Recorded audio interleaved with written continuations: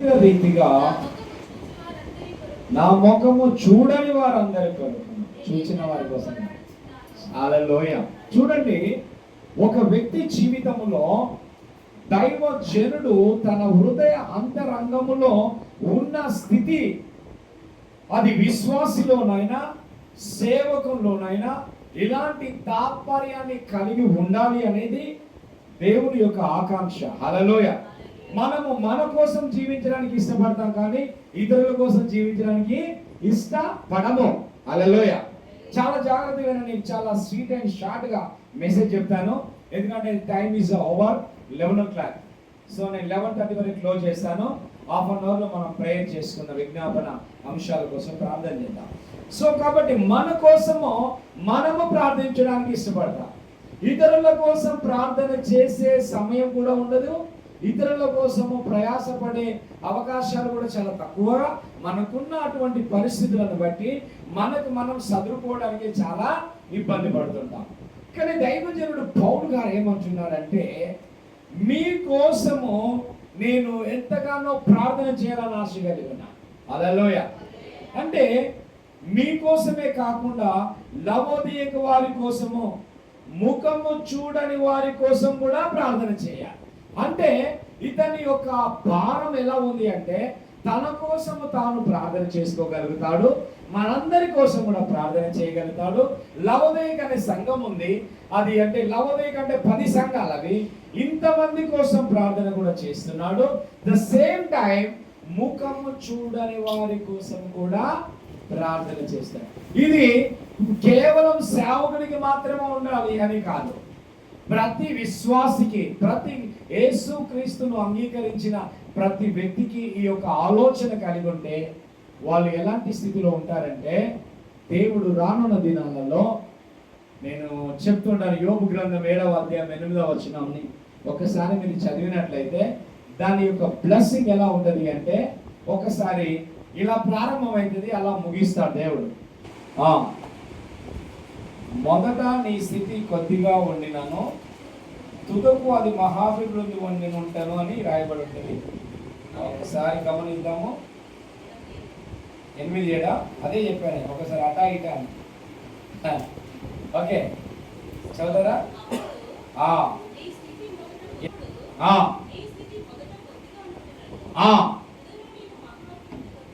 ఆమేన్. హల్లెలూయ. ఇది వాక్య సత్యం, ఇది ప్రవచనవంతమైన వాడు. హల్లెలూయ. మొదట ఎలా ఉంటుందన్న మన స్థితి? కొద్దిగా ఉంటుంది. ఎవడన్నా సంఘం ఎలా ఉంది? కొద్దిగా ఉంది. మీ కుటుంబ పరిస్థితి కూడా ఎలా ఉంది? కొద్దిగా ఉంది. మీ ఉద్యోగంలో రాబడి ఎలా ఉంది? మీ పనుల్లో రాబడి ఎలా ఉంది? కొద్దిగా ఉంది. అది వాక్య సత్యం. కానీ దేవుడు ఏం చేయాలనుకుంటున్నాడంటే, తుదకు నీవు ఎలా ఉంటావట? మహా అభివృద్ధి. అందరు చెప్పండి, మహా అభివృద్ధి. అంటే నీవు డెవలప్ అవడం కాకుండా నీతో అనేకులను కూడా డెవలప్ చేయగలిగిన గొప్ప ఆదరణలోకి వెళ్తావు. హల్లెలూయా. దీన్ని నమ్మలేదనుకో, మన జీవితంలో ఈ వాగ్దానాన్ని, ఈ వచనాన్ని మనం నమ్మలేదనుకోండి, మనం ఎప్పుడు కూడా అలా స్ట్రగుల్స్ ఎదుర్కొంటూనే వెళ్తున్నాం. ఎందుకంటే నమ్ముట నీ వల్ల అయితే, ఎవరు చెప్పారు మాట? దేవుడు చెప్పాడు. ఒకవేళ మానవుడు చెప్తే అది జరగదు, దేవుడు చెప్పాడు. కాబట్టి నువ్వు నమ్ముచున్నావా? నమ్మితే నీవు సమస్తము చేయగలుగుతావు. నమ్మిన వారి వలన ఈ సూచక క్రియలు జరుగుతాయి. ఏ సూచక క్రియలు? నా నామములో దయ్యాలు వెళ్ళిపోతాయి, నా నామములో క్రొత్త భాష మాట్లాడతారు, మరణకరమైనది కూడా మీకు హాని చేయదు. ఆయన వాగ్దానం చేసింది దాన్ని నెరవేరుస్తాడు. హల్లెలూయా. అందుకని తుదకు మన ఆత్మీయ జీవితము, మన ఆశీర్వాదము ఎలా ఉంటది అంటే మహా అభివృద్ధి. హల్లెలూయా. చూడండి, మనం హైదరాబాద్ వచ్చిన కొత్తలో ఎలా ఉండేది తెలుసా? మీకు తెలుసు మీ కుటుంబ పరిస్థితులు ఎలా ఉంటాయో, ఇంట్లో ఎలా గడిచేది, ఇప్పుడు ఎలా ఉంది? డెవలప్మెంట్ ఇంప్రూవ్ అయిందా లేదా? అయిందా లేదా? ఇంప్రూవ్ అయిందా లేదా? స్టార్టింగ్కి ఇప్పటికి ఒక 5 సంవత్సరాలు మీ వ్యవస్థ వేరు. మేము ఉద్యోగం మానేసినప్పుడు ఎలా అంటే, నాకు లేదు కానీ దైవజనాలకు బాగా భయం ఉండే. ఎందుకంటే 32,000 వదిలేసి నేను జాబ్ చేసి వచ్చా, ఎలా బ్రతుకుదామని. కానీ నేను ఇప్పుడు మా మ్యారేజ్ ముందే చెప్పా, నాకు 2000 వస్తాయి, అంటే అప్పుడు 20 అనుకున్నా మేబీ, నాకు 2000. అందరూ అన్న 2000తో ఎక్కువ మనిషి బాగా అవసరాలు వెళ్తాయా, 20 అవుతానా అని క్యాల్కులేట్ వేసుకుంటే ప్రతి ఒక్కరు చెప్తారు, చిన్నప్పుడు కూడా చెప్తాడు. కానీ నేనేం చెప్పానంటే నా 2000తోనే నేను పోషించబడతాను అంటే వాళ్ళు అనుకున్నారు నాకు ఇక్కడ లేదు ఇక్కడ ఉంది అని అనుకుంటారు. మనకేం అవసరం లా. హల్లెలూయా. మేము జాబ్ రిజైన్ చేసినాక కారు కొన్నాం, జాబ్ రిజైన్ చేసినాక గోల్డ్ కొన్నాం, జాబ్ రిజైన్ చేసినాక పిల్లలు అయ్యారు, జాబ్ రీజన్ చేసినాక అన్ని, అంటే అన్నిటికీ జాబ్ వల్ల ప్రాబ్లం అని కాదు, మాకున్నటువంటి 2 పడవల మీద మేము నడవకూడదు, ఒకే నావలో మేము ఉండాలి. హల్లెలూయా. అది ఉద్యోగం అనే నావా, ఈ సేవ అనే నావా, ఈ 2 నావాలు మేము నడిస్తే ఏమైతే మా పరిస్థితి ఎక్కడో మేము పడిపోతాం. అందుకని దేవుని ఏదైతే లేక నాకు మాట్లాడిన నేను దాన్ని చేస్తాను, ప్రపంచం కింది మీద కానీ దానికోసం ఇలా తలగా తీసి త్రాసులో పెడతాను. హల్లెలూయా. అంటే త్యాగం అన్నట్టు అది కనబడకపోవచ్చు ఈరోజు, దాని ఒక సమయం వచ్చినప్పుడు ఏర్పాటు చేస్తాడు దేవుడు. హల్లెలూయా. సో కాబట్టి నేను ఏం చెప్తున్నానంటే తుదకు మన ఆశీర్వాదం, మన అభివృద్ధి, మన ఆత్మస్థితి ఎక్కడికి వెళ్ళిపోతుంది తెలుసా? మహా అభివృద్ధిలోకి వెళ్ళిపోతుంది. ఎందుకంటే చేసింది ఎవరంటే దేవుడు, మాట ఇచ్చింది ఆయన. అందుకే ఆయన నమ్మిన వారి వల్ల జరుగుతాయి కానీ నమ్మని వారి వల్ల జరగదు. హల్లెలూయా. ఇక్కడ దైవజనుడు నీకు హృదయంలో ఉన్న విషయం ఏంటంటే మీకోసం ప్రార్థన చేయాలని ఆశ ఉంది. సంఘమా మీకోసం నేను ప్రార్థన చేయాలంటున్నాడు ఆయన. లవోదియ వారి కోసము, శరీర రీతిగా నా ముఖము చూడని వారి కోసం కూడా నేను ఏం చేస్తున్నాను, వారి కోసం ప్రార్థన చేస్తున్నాను. 2వ వచనంలో అన్నాడు నేను ఎంతగానో పోరాడుచున్నాను. అంటే ఇది శరీర సంబంధమైన యుద్ధం కాదు, ఇది శరీర సంబంధమైన ఆరాటం పోరాటం కాదు, దైవ సంబంధమైనటువంటి ఉద్దేశం.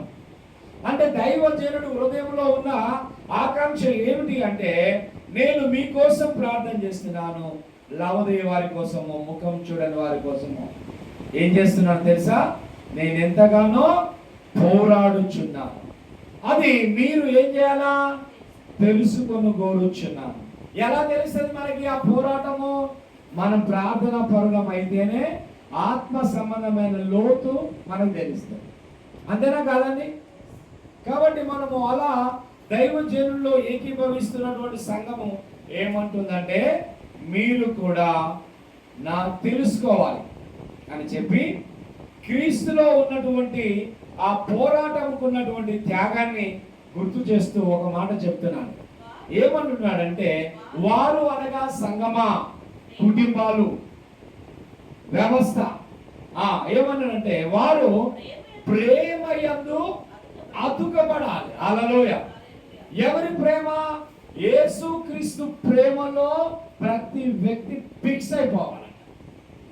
సతీశన పాడిండేమో ఈ పాట, ప్రేమల పడ్డాను నేను ప్రేమల పడ్డాను నా ఎవరు పాడారమ్మా? అనిల్ కుమారా? ఓకే. హల్లెలూయా. నాకు కొన్ని మర్చిపోతా ఉంటాను ఎవరెవరికి పాడడం తెలియదు. అంటే అంటే ఏమైనా ఆయన ప్రేమలో, ఏ ప్రేమలో పడ్డాడు? యేసే ప్రేమలో. ప్రపంచంలో ఏ ప్రేమలో పడ్డ వాళ్ళందరూ ఓడిపోతారు. యేసే ప్రేమలో ఎవరైనా పడ్డారా వాళ్ళు 100% సక్సెస్ అవుతారు. గట్టిగా చెప్పండి హల్లెలూయా. ఆ ప్రేమ శాశ్వతమైనది. హల్లెలూయా. ఆ ప్రేమ అంతము లేనిది. హల్లెలూయా.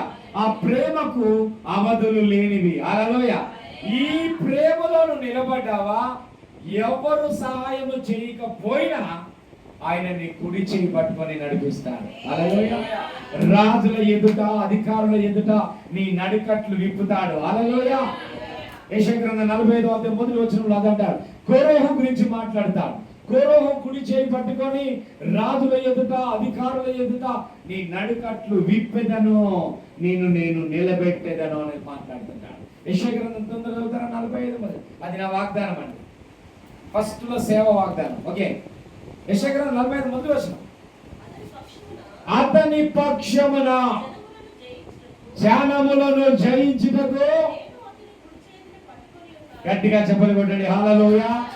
ఏదో సామాన్యమైన విషయం కాదండి. ఇది కేవలము నాకని కాదు, నువ్వు నిజంగా విశ్వసిస్తే నీ పక్షాన ఈ వాగ్దానం నెరవేర్చబడుతుంది. హల్లెలూయా.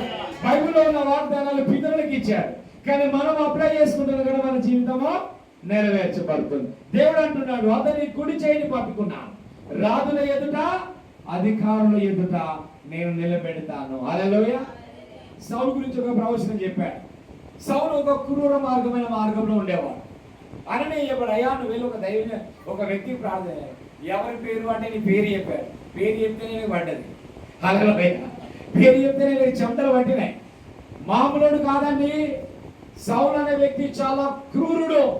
నేను కనుక ప్రార్థన చేయడానికి పోతేనా నన్ను చంపిపడేస్తాడు. ఆయన ఎవరితో చెప్తున్నాడు? అయినా దేవుడితో చెప్తున్నాడు. చూడండి, ఇంతమంది వణుకుతున్నారు సౌలుకి.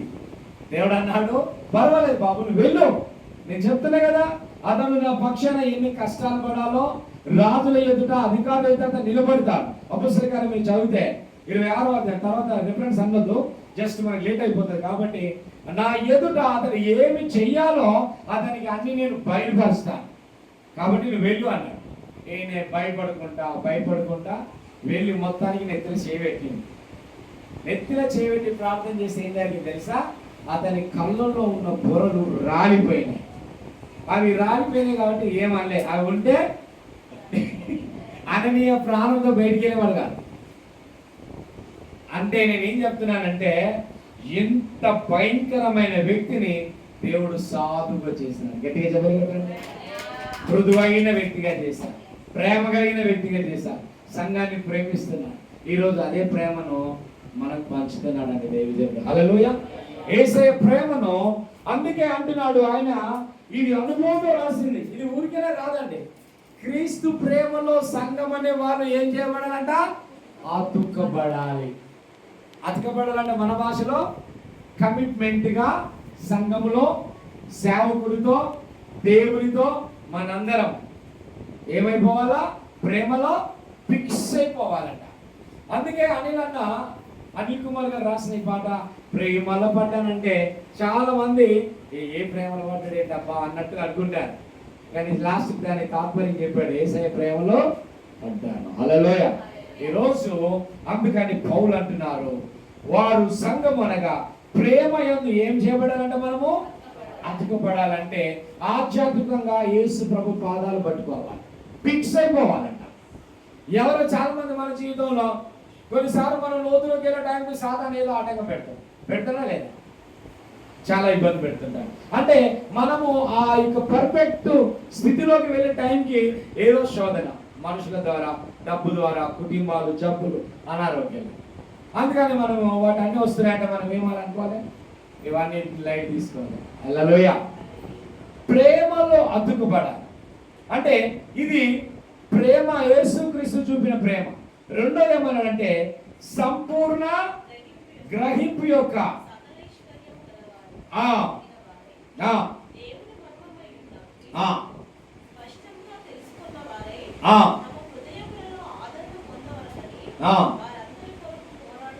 దేవునికి మహిమ కలుగును గాక. మనం చాలా జాగ్రత్తగా ఆలోచన చేస్తే సంపూర్ణమైన గ్రహింపు కావాలి. దేవుని బిడ్డలైన మనకు ఏ గ్రహింపు కావాలంట? సంపూర్ణమైనది. ఏదైనా ఆఫ్ ఉంటే మనం చాలా దాని లోతు తెలియక మనం ఏం చేస్తామంటే ఆఫ్లో పడిపోతాం. ఉదాహరణకి బైబిల్లో పేతురు ఉన్నాడు. పేతురు దేవుడు చెప్పాడు, దేవుడు నీళ్ళ మీద వస్తున్నాడు. పేతురు అన్నాడు, ప్రభువా నీవే అయితే కనుక నేను నీళ్ళ మీద రావడానికి ఇష్టం ఉంది అంటే కనీసం నీళ్ళ మీద నడవడానికైనా ఇష్టం ఉండొచ్చు. ఓల ఫేత్ ఉన్నా, విశ్వాసం ఉన్నా, లేకపోయినా, ఓల నిజంగా దేవుడో కాదో చూద్దామనే ఉద్దేశంతో కావచ్చు. ఎందుకంటే భయపడ్డాడు. ఒకవేళ నీవైతే అంటే కన్ఫర్మ్ చేసుకుంటున్నాడు, నీవే కనుక అయితే నేను నీళ్ళ మీద నడవాలని.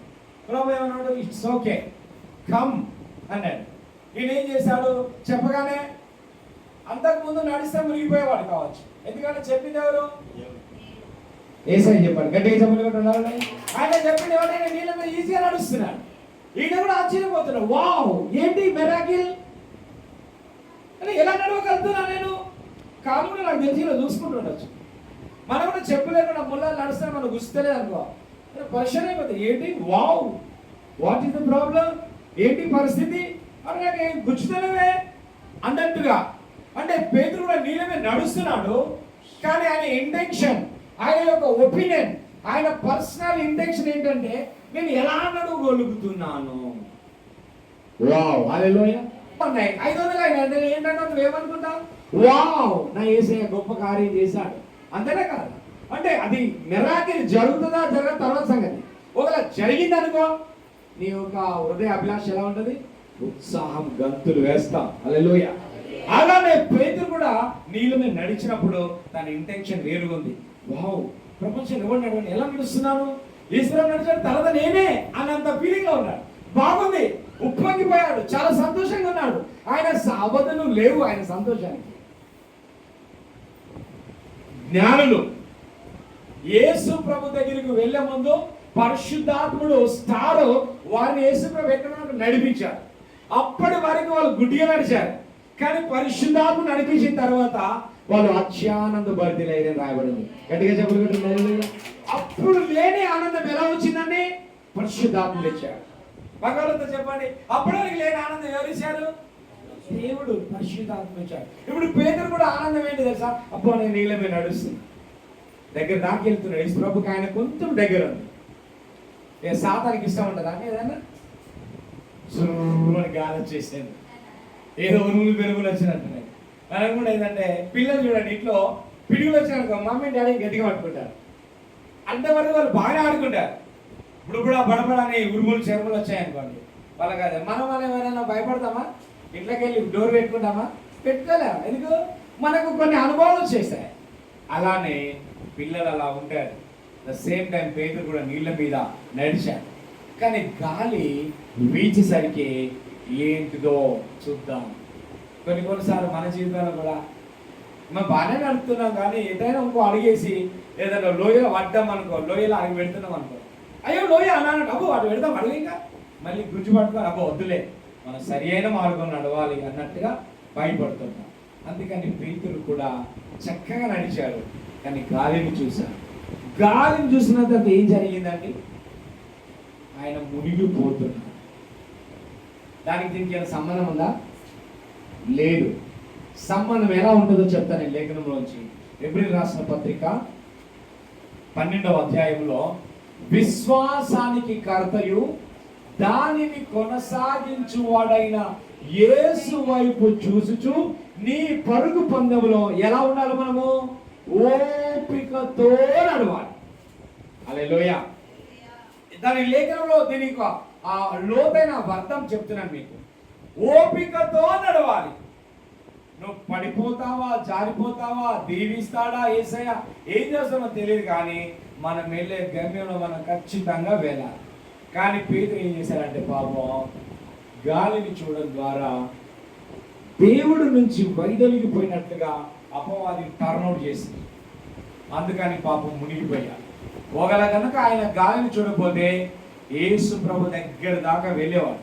ఒకవేళ యేసు ప్రభు దగ్గర దాకా వెళితే పేతురు బ్రతుకు దినములన్నీ కూడా సముద్రాల మీద నడిచేవాడు. ఇది వాక్య సత్యం. నమ్మితే కొట్టండి, నమ్మకపోతే వదిలేయండి. బ్రతుకు దినములన్నీ జీవితంలో పడవలో ప్రయాణం చేయాల్సిన అవసరం ఉంది. ఆయనకు అవసరం పడవ అవుతుంట, నీళ్ళ మీద నడుస్తుంది. ఎందుకంటే ఆయన వాడు చూశాడు కాబట్టి అప్పటి నుంచి ఆ నీళ్ళలో మునిగిపోయాడు. కాబట్టి నెక్స్ట్ ఎప్పుడు ఆయన నడవలే నీళ్ళపై. హల్లెలూయా. అంటే ఫోకస్ టర్న్అవుట్ చేసింది సాతాను. కాబట్టి పౌడేమంటున్నాడంటే, మీరు క్రీస్తు ప్రేమలో ఏం చేయబడాలి తల్లి? అతుకబడాలి. ఫిక్స్ అయిపోయిన తర్వాత ఇప్పుడు నా